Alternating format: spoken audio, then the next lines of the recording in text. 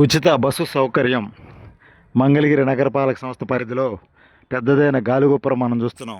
గుంటూరు విజయవాడ నగరాల మధ్య మంగళగిరిలో లక్ష్మీ నరసింహస్వామి వారి దేవస్థాన గాలిగోపురం, పెద్దదైన గాలిగోపురం ఇది. దిగువ సన్నిధిలో శ్రీ లక్ష్మీ నరసింహస్వామి వారు ఉంటారు.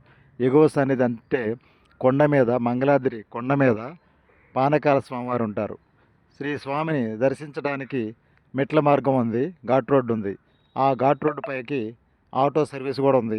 అయితే ఇటీవల కాలంలో రాష్ట్ర మంత్రి, ఐటీ మినిస్టర్ నారా లోకేష్ గారు తన స్వంత నిధులతో ఇక్కడ గాలిగోపురం నుండి ఘాట్ రోడ్డు మీదకి ప్రత్యేకంగా ఈ బస్సు సౌకర్యం ఏర్పాటు చేశారు.